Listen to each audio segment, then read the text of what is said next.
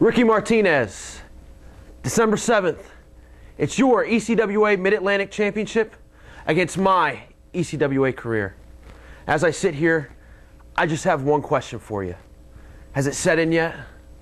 And no, I'm not talking about the 6 months that you've beat me down, screwed me over for that title, or even stole my girlfriend.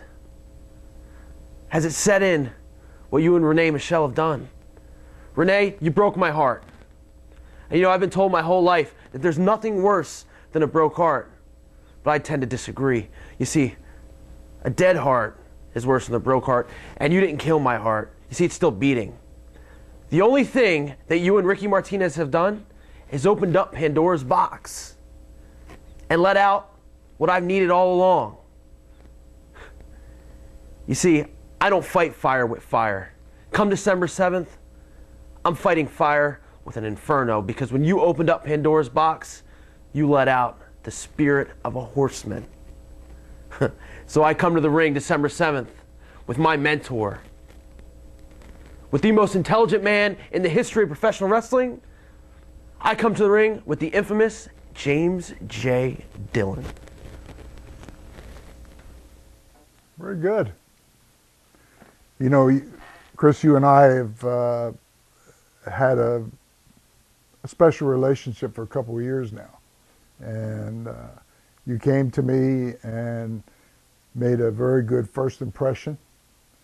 I could see a passion in you, much like going back in time that I had when I first started in the business. And I liked your attitude. You were listening more than talking, and you wanted my help. And just as I received a lot of help throughout my career, I always felt that you had to have talent and a love for this business if you're going to make it. And I saw that in you. You have to have perseverance. And what I've just heard you say indicates to me that you have perseverance, because there are a lot of bad times in this business, a lot of disappointments. And some guys say, well, you know, I liked it because I thought it was going to be all glory and happy times, and it's not. And then along the way, I found in my career that you need help from others. You can't do it on your own, even with talent and perseverance. And I had a lot of help from a lot of people along the way. And then the kind of unknown factor that plays into it that's unpredictable is just sheer luck of being in the right place, the right time, and having an opportunity present itself and being able to take advantage of that opportunity. So I have been supportive of you. I do not go down the ringside with you because I've been fortunate enough to have had a wonderful career. I'm part of a select company that has not only one Hall of Fame ring, but 2 Hall of Fame rings.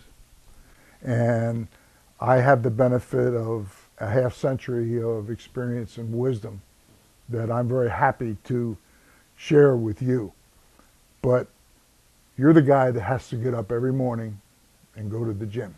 I can't do that for you. You got to push yourself. You've got to work. You got to extend your limits. And you're the one that has to endure the disappointments and the heartache. And that's part of life.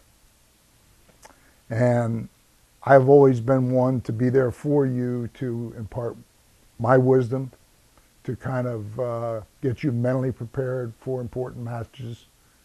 And sometimes I'll come in the back door and don't go out where the public sees me, because it's not about me. I've had my day in the spotlight, and it's about you and me wanting you to do well.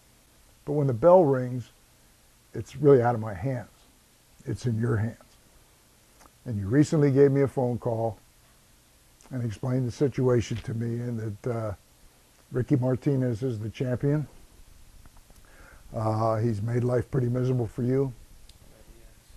And it's really, really important this time around, because you're from here, you're from Delaware, this is your home. So if you want to succeed this would be the place, I'm sure, deep down inside, whether you want to admit it or not, is where you really want to make your mark. And then who knows where it goes from here. And you explained the situation with Renee being your main squeeze at one point, and Ricky, you know, taking her away, you know, not giving you that opportunity to settle it in the ring. And when you told me that in order to get the match for the ECWA Mid-Atlantic title, for him to agree to do that, that you had to agree that if you weren't successful and lost, you were done with ECWA, which meant you couldn't wrestle here at home. And I know how difficult that had to be to agree to those terms, but you know, sometimes you got to do what you got to do.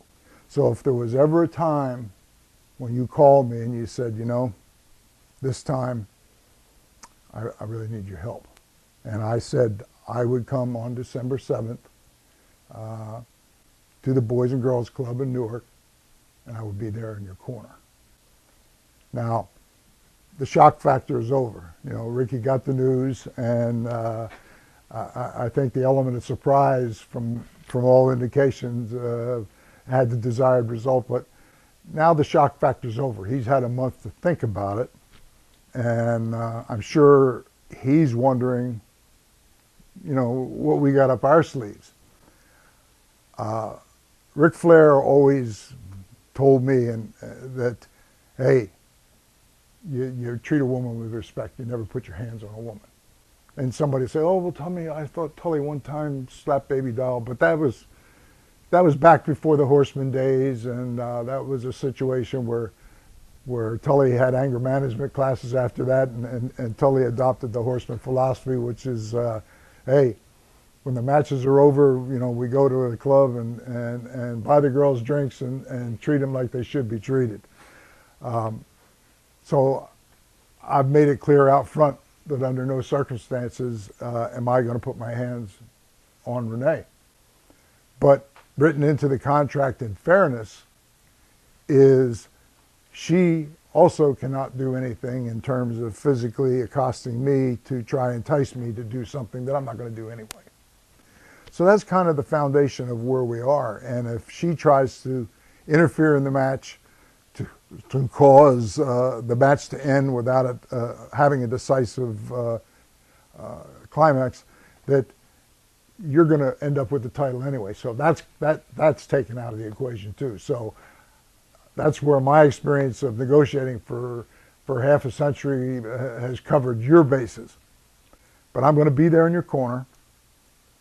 But again, we've come full circle. We're right back to where we started from. When the bell rings, whether you're successful or not is really not going to be up to me. I'm going to have you mentally prepared. I'm going to have you psyched like you've never been psyched before. I'm going to make sure that you're pushing yourself as hard as you can to the limits in the gym. You will be physically ready. But after the announcements are done and the cheers of the crowd are done and the bell sounds, it's going to be up to you and not me what happens. And that's when it comes gut check time. Then it's going to be, okay, I'm from Delaware and this is my dream. I want that title. I want to make things right, and it's going to be up to you. The outcome of the match is going to be settled between you and Ricky, and I'm not going to lay a hand on her. She's not going to lay a hand on me. And but I've had a pretty good track record of success, and most of the people who I have mentored or been associated with have the reputation of being winners. So I want to invite all the wonderful fans in the area. It's very rare for me. I've been here in Delaware for 10 years now. This is only the third time that I've made a wrestling-related appearance in 10 years. So it had to be something pretty special in my mind. And it should indicate to you how I feel about you personally, how I feel about you professionally, and it's going to be a very special match. And I think it's nice that it's a night where the Marines are there with the Toys for Tots. So there's some good things that are happening. And what would be better than to cap the night off with, at the sound of the 3 count and the bell ringing, that you, Chris Wylde, get your hand raised and be the champion. Can you do it? I can do it. Ricky Martinez, true words have never been spoken. ECW is my home. James J. Dillon is like my blood. December 7th, I don't plan on disappointing or losing either one. So when all the dust is settled, when you and I have laid it all on the line, like I know we will, on the mat, at the end there can only be one winner. And that's going to be me. So come the end of the night, whether you like it or not, it'll all have set in. You know, there's a frame of mind. You've heard Arn Anderson say that it's a frame of mind. And there's room for this and one more.